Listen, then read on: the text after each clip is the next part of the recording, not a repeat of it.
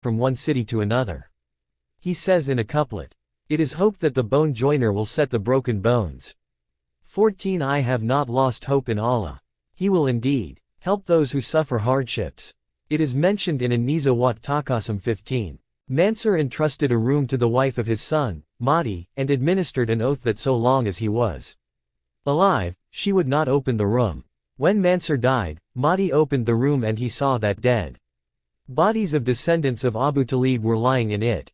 Their parentage was written on pieces of paper, hanging from their ears, and some children could also be seen amongst them.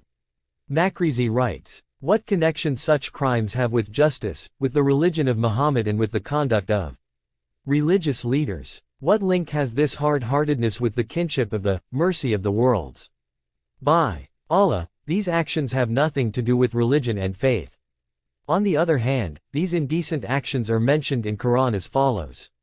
O hypocrites! But if you held command, you were sure to make mischief in the land and cut off the ties of kinship. 47. 22. Those it is whom Allah has cursed, so He has made them deaf and blinded their eyes. 47. 23. Is this the conduct of one who claims that he has faith in Allah, the Judgment Day and the Quran, and that he is the Caliph of Allah and son of the uncle of Allah's Messenger? Imam Ja'far is Sadiq and Mansur. Mansur gave the title of as Sadiq to the sixth Imam because Imam Ja'far had earlier correctly predicted Mansur's rulership. He had also predicted that Muhammad and Ibrahim, the two sons of Abdullah ibn Hassan, would be killed by Mansur. 16. During Mansur's reign, Imam Ja'far as-Sadiq advised his followers, "You should obey and remain silent." 17 Because you are under the reign of a king whose deceit caused even the mountains to tumble down. However, Mansur was not satisfied with the silence of the holy Imam and the obedience of his followers. So long as the people considered Imam Ja'far as-Sadiq to be the Imam and superior to Mansur and others. Muhammad Askantari says, "I went see Mansur and found him absorbed in deep thoughts. I inquired him why he was in such a pensive mood. Mansur said, I have killed more than 1,000 descendants of Fatima, but I have not killed their leader so far. I asked, who is that? Mansur replied, I know you consider him your Imam and believe that he is my Imam, your Imam and Imam of the entire world. 18 However, I shall decide about him now." This narration shows that the Shia faith has flourished so much at that time that it even influenced Mansur's associates. It is said that even Rabi, Mansur's minister, was a Shia. Ibn Abd Rabh writes, 19. When Mansur halted in Medina on his way to Mecca, he said to Rabi, "Summon Ja'far ibn Muhammad before me. May Allah kill me if I do not kill him." Rabi delayed summoning the Imam but eventually called him up on Mansur's insistence. When Imam Ja'far arrived in the court, his lips were moving slowly. He approached Mansur and greeted him. Mansur said, "O enemy of Allah, may Allah destroy you. You are creating trouble in my territories. May Allah kill me if I don't kill you." Imam Ja'far as-Sadiq said, Prophet Sulayman got the kingdom and thanked Allah. Prophet Ayyub bore much hardship, but with fortitude. Prophet Yusuf was oppressed, and he forgave the oppressor. You are their successor, and it is only proper that you follow their example. Mansur lowered his head, then raised it again and said, "Of all the tribes, you are closer to us and nearest in kin." He then embraced the Imam, made him sit on his own seat, and began conversing with him. Thereafter he said, "Bring the gift and dress for his Sadiq immediately and see him off with honor." When the holy Imam came out, Rabi followed him and said, "I have been defending you since the past 3 days and doing all I could to save you. When you approached Mansur, I saw that your lips were moving in a silent prayer and consequently he could not harm you. As I am a servant of the ruler, I stand in need of this supplication. Please teach it to me." The prayer that Imam Ja'far taught him is translated as follows. O Lord, protect me with your eye which never sleeps, guard me with your power which never becomes the target of calamity, so that I may not perish, for it is you on whom all my hopes are fixed. O Lord, forgive me, for you have granted me abundant gifts for which I could not thank you. Even then you did not withdraw those gifts from me, and there were many misfortunes to which I was subjected by you. And I showed lack of patience. O Lord, Let me remain safe from his mischief with your support and power of defense, and I seek your refuge from his evil. Mu'alla ibn Qunay was amongst the closest Shias of Imam Ja'far as-Sadiq. He administered secretarial and financial affairs of the Holy Imam. Mansur wrote to Dawood ibn Urwa, the governor of Medina, to kill Mu'alla. Dawood summoned Mu'alla and said, "Write down the names of Shias or I will behead you." Mu'alla said, "Do you threaten me with death? I swear by Allah that even if the name of one Shia is under my foot, I shall not lift it." Dawood cut off Mu'alla's head and hanged him on the scaffold. When Imam as-Sadiq received the news of Mu'alla's martyrdom, he was extremely disturbed, and he cursed Dawood. His curse had not yet come to an end when the news of Dawood's death arrived. 20. Abu Faraz has writes 21 that Mansur wrote to his governor to set the house of Imam Sadiq on fire and to poison him. Consequently, he was poisoned to death. 22. As admitted by Mansur himself, he killed more than 1,000 descendants of Fatima. As regards the Shias killed by him, their number is unknown. Mansur invented new types of torture and enjoyed killing people in different ways. He whipped people on the eyes, blinding them. He pulled down houses on the heads of the inhabitants and placed them alive in the walls. He poisoned them, etc. However, some ignorant persons say that Mansur had faith in Allah, was the representative of Allah on earth, and was related to the Holy Prophet. A close study of the history of Muslim rulers leads us to conclude that if Mansur and those like him had not been there, Islam, with its sublime morals and teachings, would have spread in the East and West. Mankind would have professed Islam without being invited to it, and not a single non-Muslim would have been left. Mahdi, the Abbasid. After Mansur, his son Mahdi, 23 ruled from 158 AH to 169 AH. Under the pretense of doing good and kindness, he removed all barriers to his reign and unleashed such murders and persecution that none of the descendants of Imam Ali was spared. Only the following two persons escaped the rule of Mansur. 1. Ali ibn Abbas ibn Hassan ibn Ali ibn Abu Talib. Mahdi captured and imprisoned him, and later poisoned him. As a result, his body swelled, and his limbs disintegrated. 2. Isa ibn Zayd ibn Ali ibn Husayn ibn Ali ibn Abu Talib. Abu al-Faraj writes in Makatalat Talibayan, as regards faith, knowledge and piety, Isa was the most eminent among the descendants of Ali, and as to his indigence, he was the most helpless. As regards insight into general matters and his faith, he was the wisest of all, and in the narration of traditions and their research, he was most outstanding among Bani Hashim. Fearing Mahdi, Isa fled and hid himself in the house of Ali ibn Salah, a Shia of al-Bayt. In order that he might not be a burden to anyone, he found himself obliged to do some work. The people of Kufa brought water for their use from the Euphrates, loading it on camels, etc. Isa made an agreement with the owner of a camel that he would bring water by loading it on the camel, pay its charges and take the balance. Isa remained engaged in this work for a long time and none identified him. He married a girl belonging to a poor family and she and her people also did not know who he was. Isa had a brother named Husayn and that brother had a son named Yahya. One day Yahya said to his father, "O father, I am desirous of meeting my uncle because I have never seen him."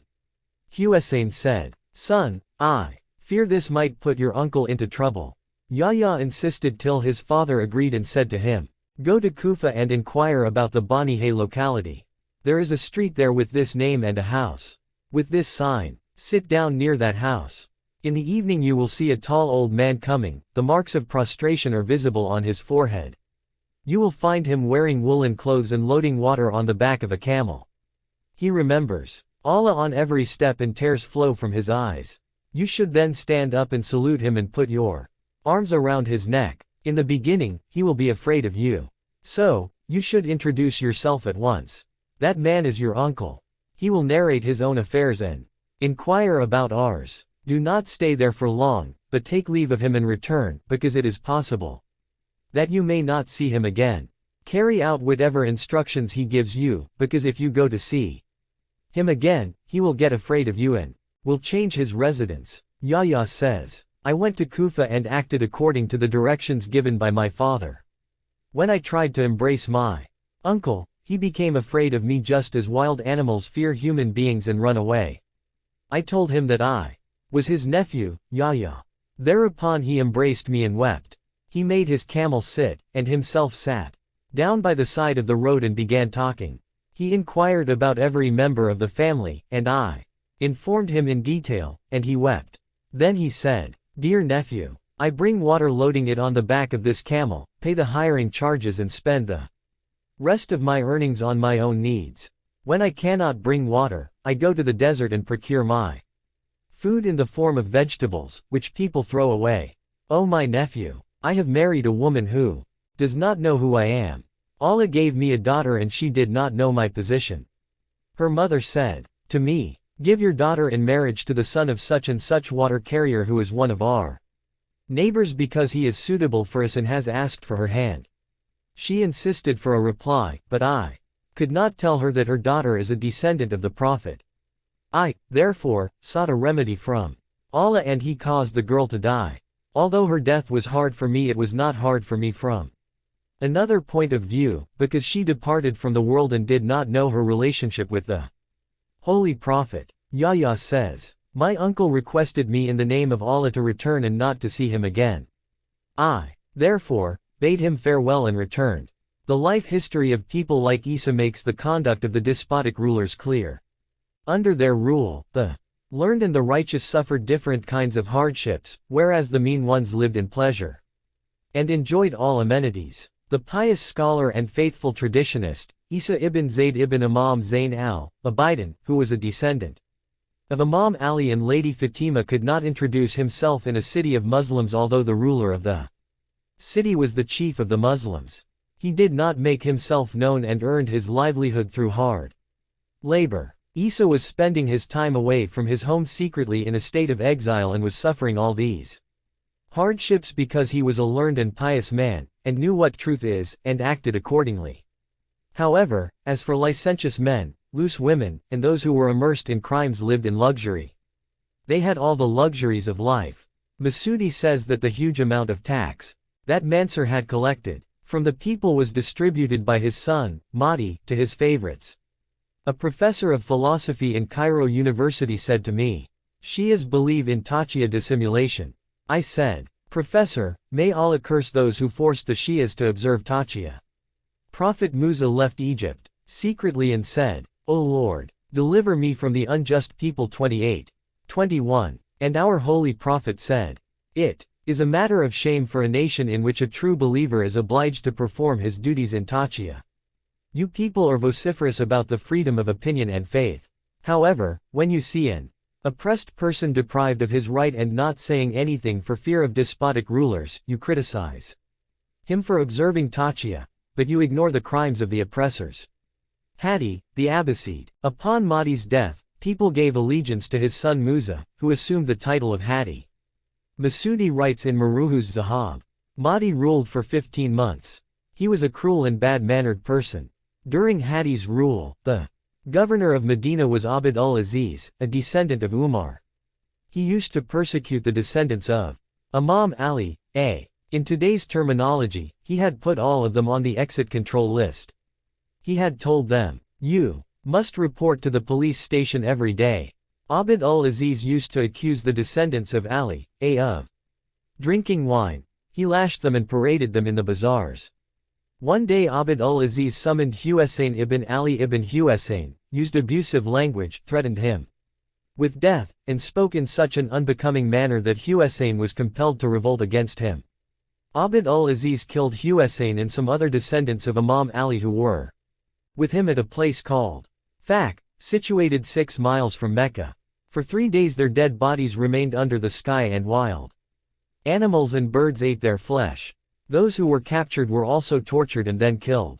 24. Although Hadi lived for a short time, he performed such dastardly acts and that his name entered the register of the murderers of Ali's descendants. Abu al-Faraj Isfahani writes in Maqatalat Talibayan, the mother of Husayn martyr of Fak was Zainab ibnt Abdullah ibn Hassan ibn Ali ibn Abi Talib. Mansur killed her father, brother, and uncle, as well as her husband, Ali ibn Husayn. Mansur's Grandson, Hadi killed her son, Husain. Due to extreme grief, Zainab used to wear a dress made of hair, which was tight on her body. She passed away from the world in this condition. Harun ar-Rashid, the Abbasid. Harun ar-Rashid, the Abbasid 25. After the death of his brother Hadi, Rashid occupied the seat of caliphate in 170 AH and passed away in 193 AH. No one else from amongst Bani Abbas enjoyed the fame that fell to the share of Rashid and Ma'mun. Harun became famous on account of his monarchy, greatness and advancement of learning, art, and culture during his regime. The stories of Arabian Nights played a prominent role in making Harun famous in different ways. Harun's fame was due to his administration of state affairs. The construction of masjids, colleges, hospitals, houses, bridges, roads, and canals displayed the skill of the Barmecids, who managed important affairs of the state for 17 years. But these very merits became the cause of their fall and destruction at the hands of Harun ar-Rashid. Although the story of the love affair of Abbasa and Ja'far Barmaki, and Abbas's becoming pregnant as a consequence of their secret meetings is also well known, it has been invented only to serve as a cover for the crime of Harun and to justify oppression and persecution by him. Many historians have written that Harun could not tolerate separation from his sister, Abbasa. He, therefore, married her to Ja'far, subject to the condition that they would not have sexual relations with each other and would meet only in Harun's presence. However, Abbasa loved Ja'far, and they came together. As a result, she gave birth to a son. When Harun came to know about it, he destroyed the Barmecids. One who has forged this story has forgotten to add that Rashid was foolish and did not understand the consequences of this marriage. Abu Faraz, author of Shafi'ah, quotes from Thamarat al-Iraq thus: Rashid was the first caliph to play polo, backgammon, and chess. Harun's policy towards the descendants of Ali was that not a single descendant of Imam Ali should remain alive, as will become clear from the examples below. 60 martyrs. It is mentioned in Uyun al-Akbar ar-Rida, 26 that Hamid ibn Qutaba Taitusi said, "One night, Harun summoned me, gave me a sword, and pointing to a servant said, 'Act according to the instructions of this servant.' The servant brought me to a house that was closed. He opened the gate. There were 3 rooms and a well in that house. Each room contained 20 prisoners who were chained in the legs. He opened the first room and brought out 20 men with long and woven hair. This group included young persons as well as old. Harun's servant said, 'Kill these people. They are descendants of Ali and Fatima.' I killed them one after the other, and the servant threw their bodies into the well like agencies eliminate people today. Then he opened the second room. This room also contained 20 Sadat, and they were also dealt with in the same way. Thereafter the third room was opened, where there were also 20 Saids who were put to death. In the end only an old man remained, who said to me, 'O wicked man, may Allah destroy you. What excuse will you put to our grandfather, the Prophet, on Judgment Day?' My hands trembled and I felt nervous. However, the servant looked at me angrily and threatened me. I, therefore, killed the old man too, and the servant threw his body into the well amidst the pillars." Abu al-Faraj Isfahani quotes from Ibrahim ibn Raya in Maqatalat Talibayan that when Rashid captured Yahya ibn Abdullah ibn Hassan ibn Ali ibn Abu Talib, he got a pillar constructed on him while he was still alive. He had inherited this practice from his grandfather, Mansur. When Mansur was laying the foundation of Baghdad, he used to arrest the descendants of Ali, and placed them in the walls built of bricks and plaster. One day Mansur caught a handsome young man with black hair from among the descendants of Imam Hassan, and ordered the mason to place him in the midst of a wall. He also appointed a watchman over the mason to ensure that he does not disobey the orders. When the mason was putting the young man in the wall, he felt pity for him, and thus left a hole in the wall from which air could enter, and told the man that he would free him at night. At night, the mason took him out from the wall and said to him, "Do something so that my blood as well as that of my workers would not be shed. I brought you out so that on the judgment day I may not be answerable to your grandfather. You must go into hiding immediately." The young man said, "I shall do So, however, you send a message to my mother that I have escaped death, but El cannot meet her. The Mason says, I went to the address given by him, met his mother, related the entire story to her and delivered to her the hair that her son had given me for identification. Yahya and Harun ar-Rashid. When persecution of Ali's descendants at the hands of Harun ar-Rashid became severe, Yahya ibn Abdullah ibn Hassan revolted against him in Daylem. 27. According to historians, Yahya remained in hiding for a long time and moved from one city to another for refuge till he reached Daylem. There, he disclosed his identity and became very popular. People from different cities took refuge with him. Harun ar-Rashid sent Fazl ibn Yahya with a strong army of 50,000 to confront Yahya. Fazl wrote to Yahya suggesting a peace treaty. When Yahya saw that his companions had betrayed him and ran away, he agreed to conclude peace. However, he wrote to Fazl, I shall make peace only when Harun writes with his own hand a deed guaranteeing my safety, and the judges, jurists, and the elders of Bani Hashim attest it. Harun Rashid wrote a deed as desired by Yahya, and the witnesses affixed their signatures on it. He prepared 2 copies of the deed, retained one and sent the other to Yahya. When Yahya met Harun, the latter honored him and presented him 200,000 dinars, many robes, and other articles of gift to him. Despite this, grudge remained in Harun's heart. One day, he asked Yahya, which one of us is more closely related to the Holy Prophet? Yahya said, please excuse me from answering this question. Harun said, you must give a reply, I won't leave you.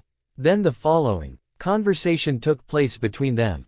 Yahya, supposing the Prophet comes to life and seeks the hand of your daughter, will you give it? Harun, by Allah, I shall. Yahya, supposing the Prophet comes to life and wants to marry my daughter, will that be permissible for me to give my daughter to him in marriage? Harun, no, it will not be permissible. Yahya, this answers your question 28. Harun was very angry for his defeat and walked out of the gathering.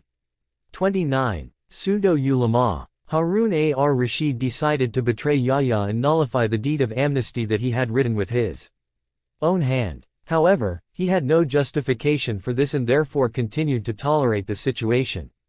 At last, however, he lost patience and contacted Wahab ibn Wahab Abu al-Bakhtari. Harun knew that this scholar was corrupt. Abu al-Bakhtari tore up the amnesty deed and issued a fatwa that the document was void and it was lawful to shed Yahya's blood.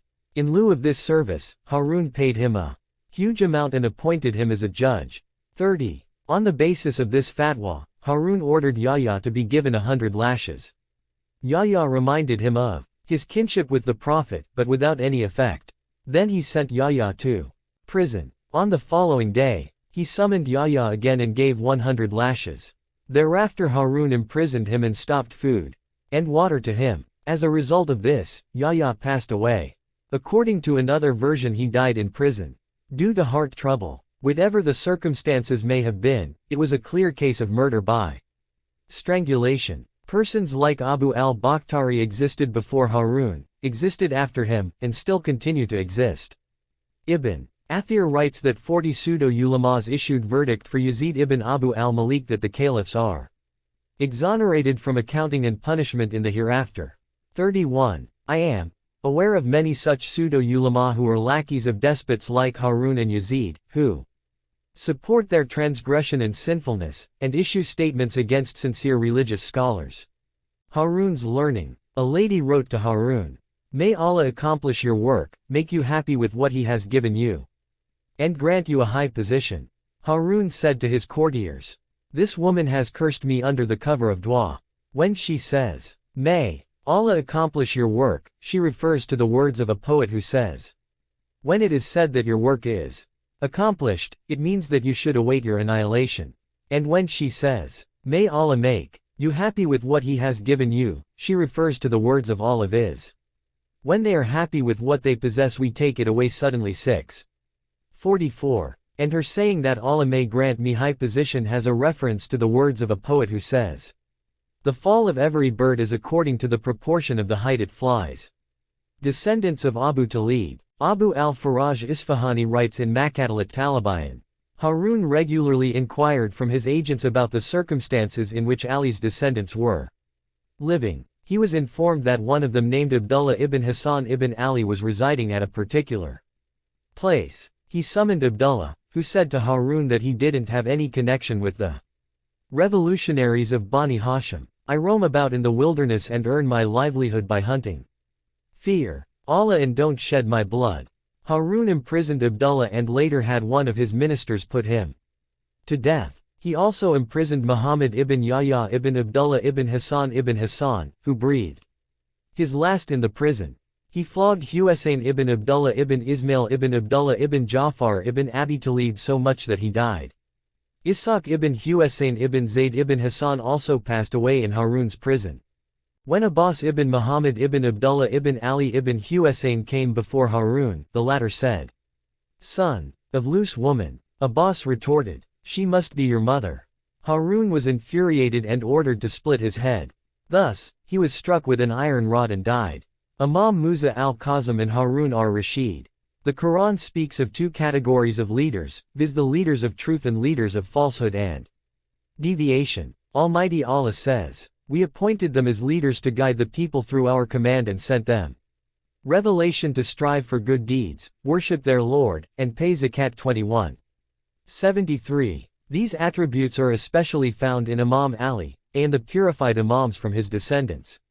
On another occasion Allah says, "We made them Imams, leaders who would invite people to the fire and who would receive no help on the judgment day." 28:41. These qualities were peculiar to Harun ar-Rashid, Bani Umayyah, Bani Abbas, and those with the same thinking. Keeping these facts in view, the dispute between Imam Musa al-Kazim and Harun ar-Rashid was natural and a real conflict.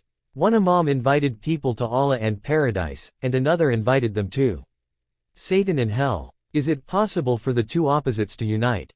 32. If apparently there is nonchalance, smile, and quiet, it is like a spark hidden under the ashes, and so long as the heart is filled with enmity and hatred, this flame continues to remain alive. The following event explains the implication of these remarks. It is mentioned in Uyun al-Akbar 33. That Ma'mun said, "I always loved the al-Bayt but displayed enmity against them, in order to win Harun's favor. I accompanied him to Mecca once. On the way, when we halted in Medina, and Imam Musa al-Kazim came to see Harun, Harun accorded him great respect, embraced him, and inquired about the well-being of his family members. When the Imam was ready to leave, Harun ar-Rashid stood up and bade him farewell respectfully. When the Imam went away, I asked my father, 'Who is this man to whom you showed so much respect?' My father said, 'He is Musa ibn Ja'far, the inheritor of prophetic sciences. If you wish to acquire true knowledge, you can acquire it from him.' Harun embraced the Imam, honored and respected him, and acknowledged that he had inherited the knowledge of the prophets. However, this acknowledgement and conferring of respect to the Imam could be of no use to Harun, because the Imam invited the people to paradise whereas Harun invited them to hell. When Harun saw that people loved the Imam and had faith in him, he could not control his grudge. Even though he knew that the Imam was the inheritor of prophetic knowledge, he got innumerable descendants of the Holy Prophet killed. When people love knowledge and those who possessed knowledge, and were interested in truth and its supporters, was that the fault of Imam Musa al-Kazim? Should he have become ignorant, and committed unlawful acts openly so that Harun gets to be pleased with him, in the same way he was pleased with Makarak and others like him? If one has an enemy who can be satisfied only with his death, should he commit suicide to please his enemy? Imam Kazim had not rebelled against the regime. He had not invited anyone to give allegiance to him. He had not instigated anyone against Harun. His only fault was that he had inherited the knowledge of prophets and was the Imam of truth and guidance. Falsehood is hypocritical whereas the truth is without a partner. Never accept a moderate partnership of truth and falsehood. Imam in detention. Harun ar-Rashid sent his sepoys to Imam Musa al-Kazim. He was then performing prayers near the blessed grave of his grandfather. The sepoys arrested and handcuffed him and dispatched him to Basra. Isa ibn Ja'far ibn Mansur was the governor of Basra at that time. He kept the Imam in prison for 1 year and then wrote to Harun, If you do not remove Musa ibn Ja'far from my custody, I shall release him because I have tried my best to find some evidence against him but could not get any. Harun imprisoned Imam Musa al-Kazim in Baghdad under the care of Faisal ibn Rabi, and then transferred him to the prison of Yahya, and later to that of Sindi ibn Shahiq. Eventually Sindi poisoned him to death. According to another narration, he was wrapped in a carpet and the servants sat on him. And he died of suffocation. While discussing the persecutions by Bani Umayyah, it was mentioned that all these evils and crimes were due to grudge and inherent cruelty. However, when discussing the personality of Harun ar-Rashid, it came to my mind that after attaining rulership, the nature and morals of the ruler changed. When they saw that their position was established, they assessed everything from the perspective of the security of their position and strength. Faith, knowledge, and conscience were of no value to them. If we do not consider rulership to be the cause of the change in mentality, how can we explain the behavior of the weak persons, who become stone-hearted and bloodthirsty when they acquire a position? What I mean by position is not confined to governmental offices. It also includes even religious positions. It is so because a religious leader is also like a government leader. Both leaders protect their respective positions. The only difference is that a religious leader considers his position holy and considers its protection to be an article of faith. He considers its protection necessary like other holy things and religious rites, and there is no doubt that interest in religious position entails greater danger and more harm. Only the people of the holy